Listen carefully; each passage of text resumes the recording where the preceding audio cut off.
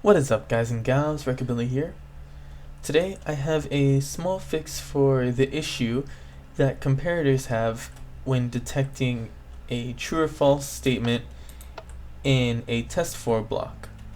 So basically, the problem is that, let's say you want to send a pulse if something is true. So Testfor at p whose radius is equal to 3. So I'm within 3 blocks of this command block. So it tested true. However, what if we wanted that to pulse?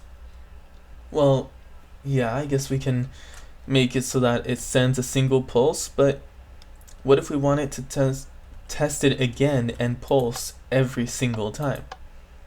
That doesn't work because comparators read the block and it's still true no matter what. So basically you have to make it say it's false and then make it true again. Or at least that's the way that it's been done before. Now there is an easier fix that it's been around for a while and I guess just nobody has seen it. But let me just go ahead and set this up the same way.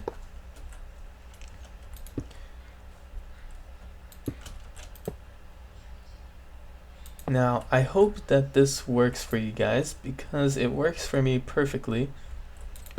And I hope that this helps you understand what's going on. So let's just do /testfor at p whose, nope, radius equals 3. Okay, so once again, this is going to test, but as you can see, we have a block in between. So comparators can actually read the output through a block.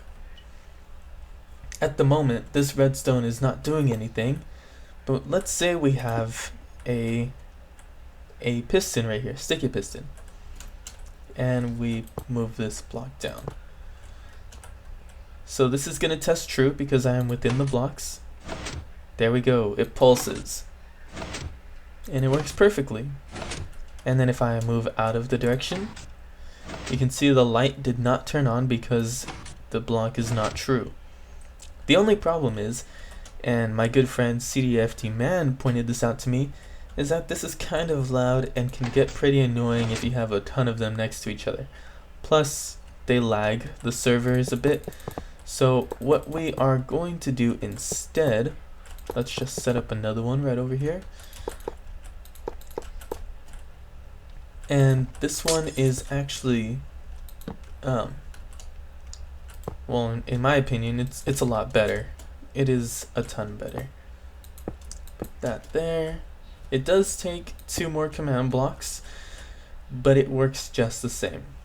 So, in this, do I still have it? I do. Okay.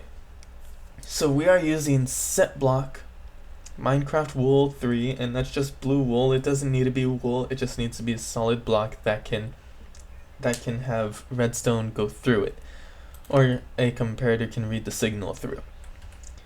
Now on this one, we're gonna do Minecraft air, and this one's gonna be -2, and that one's gonna be 0. So basically what's gonna happen is the wool is going to be appeared right here when I press this button, and it will be able to read, the comparator will be able to read the output from the command block through the wool, and once it does read it, it will power this command block, which will set this block back to air, making this lamp pulse.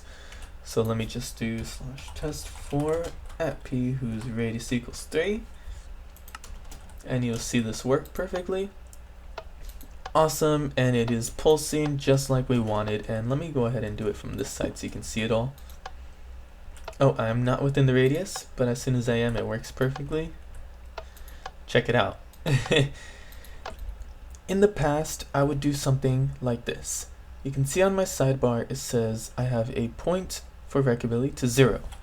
If I set that to 1, I want this to say that it is true, pulse this lamp, check to see if it is, or change it back to 0, and then check to see if it is still equal to 1 or above.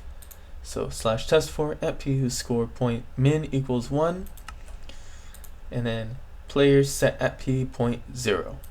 So it's going to test it, and if it's true, it's going to set it back to 0 and then test it again.